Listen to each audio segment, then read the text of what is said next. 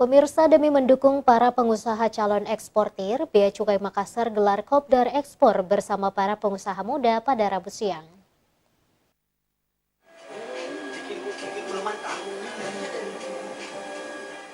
Bea Cukai Makassar kembali menggelar acara kopi darat yang bertajuk Kopdar Ekspor di Cafe Martris di Jalan Gunung Batu Putih pada Rabu siang. Kopdar tersebut merupakan kegiatan rutin setiap bulannya yang masuk dalam program ekspor asistens guna mendukung para pengusaha calon eksportir. Evi Kurniawan Tahaha selaku pemeriksa Bea Cukai ahli pertama sekaligus pemandu acara mengatakan bahwa Kopdar Ekspor bertujuan untuk berdiskusi bersama para pengusaha dengan membahas seputar kegiatan ekspor. Kegiatan ini rutin dilaksanakan setiap bulan. Silahkan dipantau teman kegiatannya di Instagram @bea_cukai_makassar. Moto kami, ekspor itu mudah, berkembang bersama membangun ekspor. Ya Pak, harapannya dari Kopdar ini bagaimana Pak? Harapannya dari Kopdar akan muncul eksportir baru, teman-teman yang baru belajar ini juga menjadi eksportir baru. Kemudian juga terbentuk nanti supply, teman-teman bisa saling sharing. Mungkin tidak ekspor tapi ketemu dengan teman-teman yang bisa saling kolaborasi untuk tujuannya ekspor.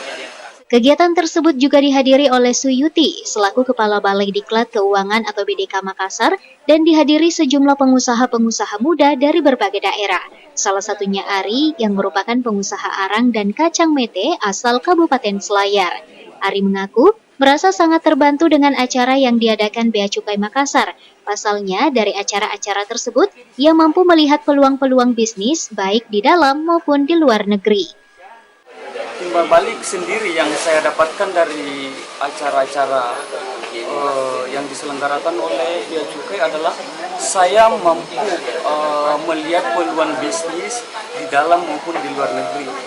Dan yang jelasnya adalah saya juga belajar banyak di sini tentang pengenalan produk dan apa-apa saja produk yang laku di luar negeri. Mungkin itu saja yang bisa saya sampaikan.